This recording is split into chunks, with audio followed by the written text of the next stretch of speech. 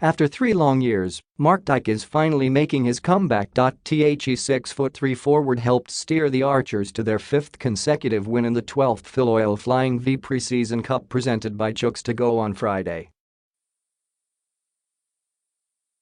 He put up 18 points and 9 rebounds against the UE Red Warriors.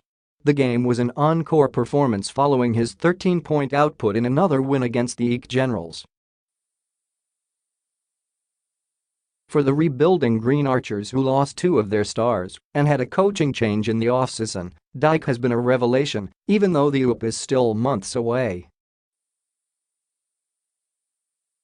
As early as now, it looks like he will be a vital piece for LaSalle's quest to bring the title back to Taft.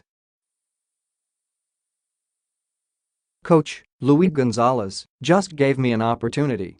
Even if I'm given a few minutes, I'm just gonna do my best, Dyke shared about his brilliant play. But Dyke wasn't even supposed to be part of LaSalle basketball anymore, let alone help them in their current Filoil campaign. A year ago, he already left the Green Archers in search for better pastures. I'm happy because I felt like I was never going to reach this situation again, Dyke humbly said. High school is different from college. The transition is different. And for Dyke, it was all about transition the past 3 years. Back in 2015, Dyke was among the top high school players in the country. He was a beast in the painted area, complete with an array of post moves and a knack for getting a ton of rebounds. He was a vital cog in the championship hopes of the new Bullpups before losing to the Mike Nieto-led Ateneo Blue Eaglets in season 77. Despite falling short in his final year in the juniors ranks, he was still regarded as one of the best players entering college. After his stay with the Bullpups, he was initially supposed to go to NU. He enrolled and nearly suited up for the Bulldogs before ultimately deciding to join LaSalle. His quick turnaround from NU to LaSalle meant that he had to sit out his first year due to residency. Dyke suited up a year later and was part of the season 79 LaSalle championship team under then head coach Alden Ayo. However, he played sparingly that season. In the 7 games he was on the floor, he only averaged 1.6 points, a far cry from his numbers of 13.4 points and 14.5 rebounds during his final year in high school.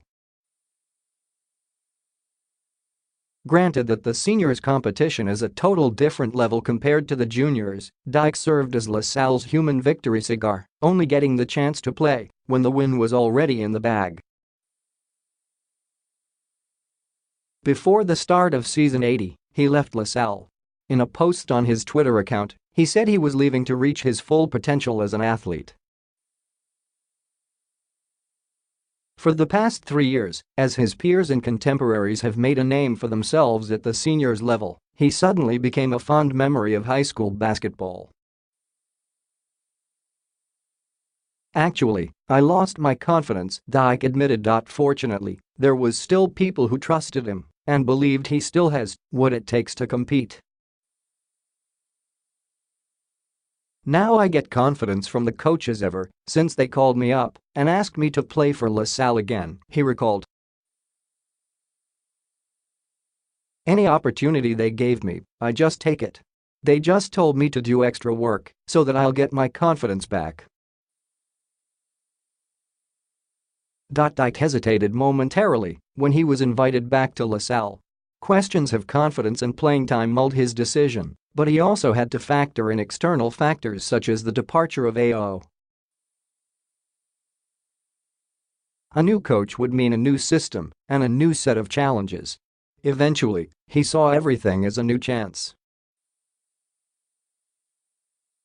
It was really my dream to play for LaSalle, he explained. I just took another opportunity to play again for LaSalle.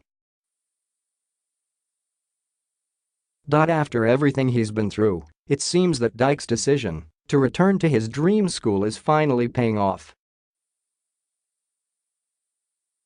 More than the stats, playing time, his adjustment as an undersized big man in college, Dyke isn't trying to show anybody that he'll be the same player as he was.